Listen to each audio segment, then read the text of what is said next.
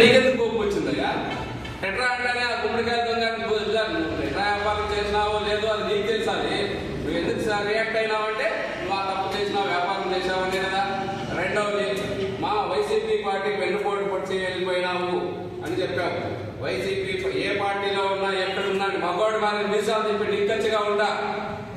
మీరు గోరంట్లలో ఎంపీటీసీ ఎలక్షన్లో నేను వైసీపీలో ఉన్నప్పుడు మీరు టౌన్ లో ఉన్నటువంటి నాయకులు కానీ ఎవరైనా కానీ అంతా నాగే నాయకుడే జరుగుతుంది, ఎలా గెలిపిస్తాడో చూస్తామని అలిగి కూర్చుంటే మగోళ్ళ ఒకడే నిలబడి యాడున్నా నిజాయితీగా పనిచేయాలని చెప్పి గెలిపించి ఇచ్చిన ఘనత నాది. నీకేం తెలుసు? తర్వాత నువ్వు అంటున్నావు పార్టీ వెన్నుపోటు పడుతుంది. వెన్నుపోడ్చింది నేను కాదయ్యా, నేను స్వయంగా పులివెందులకు వెళ్ళి జగన్మోహన్ రెడ్డి గారికి చెప్పా, ఇలాంటి అవినీతి ఉన్న అక్రమాలుగా నిర్వహిస్తున్న ఉషశ్రీ గారు ఈ కాన్స్టిట్యూషన్ కి మాకు అవసరం లేదు, ఇవే చాలా చెడ్డ పేరు ఉంది, ఇవే వస్తే మళ్ళీ గెలవలేదు, ఇంకా 20 సంవత్సరాలు గెలవలేదు, ఇవికి అధ్యక్షురాలుగా ఎందుకు ఇచ్చారు, కాబట్టి మాకి మేము పదవులైనా వదులుకుంటాం, పార్టీ అయినా వదిలేస్తాం, కానీ ఆమె కింద పనిచేయమని స్వయంగా జగన్మోహన్ రెడ్డి గారికి చెప్పడం జరిగింది. కావాలంటే రికార్డింగ్స్ ఉన్నాయి, పెడతాను, గ్రూప్ లో పెడతాను, చూసుకో. అంతేగాని అది నా మీదే కంప్లైంట్ చేస్తే రేపొద్దునే నా ఉనికి పోతుంది అని చెప్పేసి మీ నాయకురాలు ఉషశ్రీ నన్ను పార్టీ నుంచి సస్పెండ్ చేయడం జరిగింది. అంతేగాని వెన్నుపోటు పొడుచులే, నీకు ఏది తెలుసు, ఏది మాట్లాడాలో ఏది లేదో విడివిడి జ్ఞానంతో హాఫ్ నాలెడ్జ్ తో మాట్లాడుతున్నాం. తర్వాత అన్నపూర్ణేశ్వరి మీ సవితమ్మ అంటున్నా. ఎస్, 100% అన్నపూర్ణేశ్వరే. 800 రోజులు ఆకలి దప్పులు తీసుకున్నట్టు మా నాయకురాలు సవితమ్మ. ఉన్న విషయాన్ని గొప్పగా చెప్పుకోవాలి. మీలాంటి నోరిప్పితే అబద్ధాలు, దగాకోరులు, కబ్జాలు ఇవి చేయకూడదు. ఎస్ చెప్పాను నేను. అసలు నీకు ఏమాత్రం తెలియదేంటుంటే నా సస్పెండ్ గురించి మాట్లాడినాం. 2021లో నేను సస్పెండ్ అయ్యానయ్యా. కన్వీనర్ నీకెట్లా పోస్ట్ ఇచ్చారో నాకు అర్థం కాలేదు, కానీ 2021లో నేను సస్పెండ్ అయితే సవితమ్మ వచ్చింది 2024లో.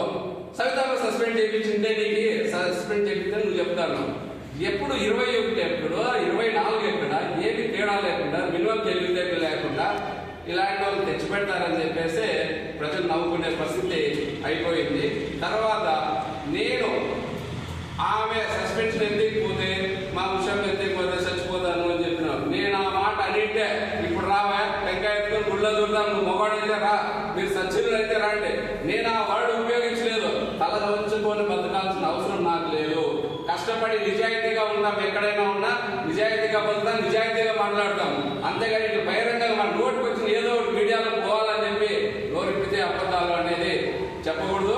దీంట్లో ఎట్టి పరిస్థితుల్లోనూ మీ అబద్ధాలకి, మీ అన్యాయాలకి, మీ అక్రమాలకి చెక్కు పెట్టేది నిజమే. తర్వాత ఈ రోజు కూడా మాట్లాడుతున్నారు జెడ్పీటీసీ పాలే కర్ణాటకకి మట్టి తరలిస్తున్నారు అంట. నువ్వు ప్రూఫ్ చేయవా? నువ్వు ఏడో అనంతపురంలో కూర్చొని నువ్వు కర్ణాటక తరలిస్తే నువ్వు చెప్పింది నీ కాలు కింద దూరుతాం, లేకపోతే నువ్వు నా కాలు కింద దూరుతావా?